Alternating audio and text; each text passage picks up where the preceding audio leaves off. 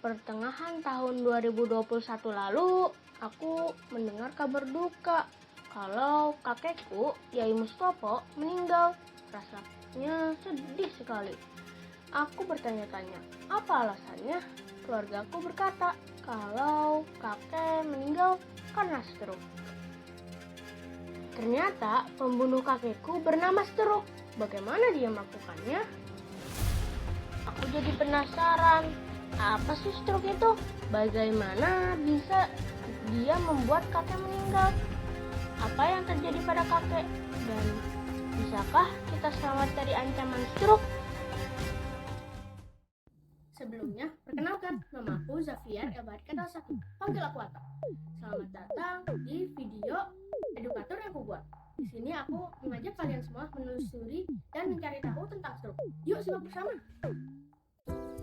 Setelah aku cari tahu, stroke adalah kondisi medis yang terjadi ketika aliran darah ke bagian otak terganggu atau berkurang sehingga jaringan otak kekurangan oksigen dan nutrisi.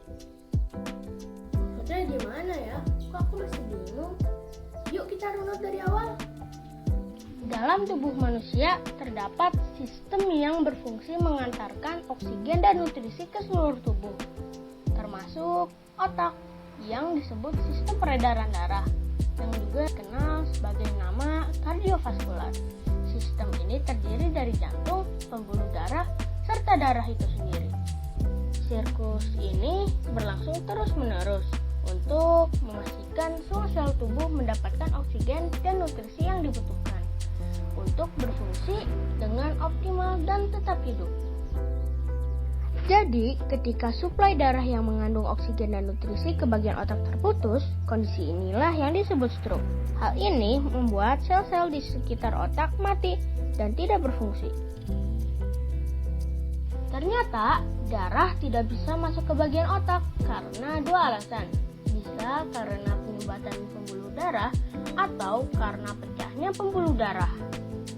Stroke yang diakibatkan oleh penyumbatan atau penyempitan pembuluh darah disebut stroke iskemik. Stroke yang diakibatkan oleh pecahnya pembuluh darah di otak yang menyebabkan pendarahan di dalam atau di sekitar otak yang disebut stroke hemoragik.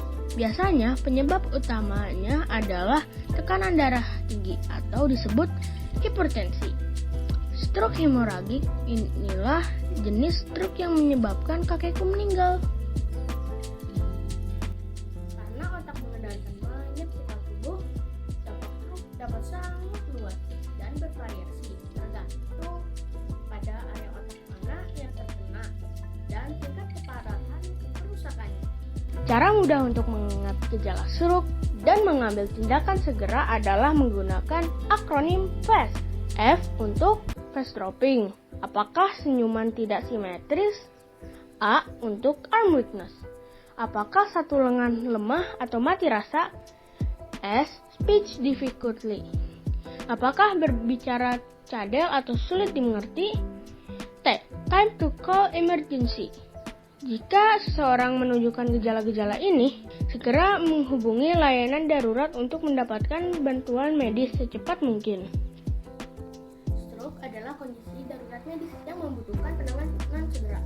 Waktu adalah faktor yang sangat penting. Makin cepat seseorang mendapatkan perawatan, semakin besar kemungkinan untuk mengurangi kerusakan otak dan peluang pemulihan. Oleh karena itu, jika kita atau seseorang sekitar kita menunjukkan gejala stroke, kita harus segera mencari medis darurat. Jika terlambat ditangani, akan berakibat fatal hingga menyebabkan kelumpuhan permanen dan kematian, seperti yang dialami kakekku.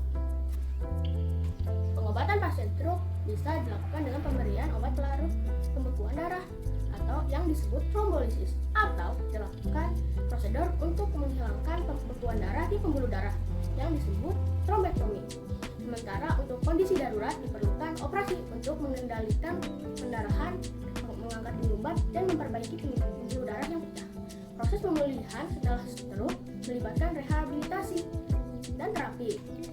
Ada beberapa hal yang bisa meningkatkan risiko terkena stroke, antara lain kolesterol tinggi, tekanan darah tinggi atau hipertensi, diabetes yang tidak terkontrol, konsumsi alkohol berlebihan, merokok, obesitas, atau kegemukan. Yang ku tahu kakekku merupakan perokok aktif dan memiliki riwayat medis hipertensi. Ada kemungkinan ini yang menjadi faktor yang membuat kakekku terkena stroke. Nah, kita sudah ada di penghujung video. Semoga video ini bisa bermanfaat untuk kalian semua ya. Jangan lupa tetap rutin berolahraga dan menjalani pola hidup yang sehat untuk menghindarkan kita dari segala macam penyakit. Jangan lupa pilih-pilih apa yang kita konsumsi ya, agar kesehatan kita tetap terjaga. Semoga kita sehat selalu dan berkembang optimal. Terima kasih sudah menyimak videoku. Sampai jumpa lagi. Salam sehat untuk semua. Dadah.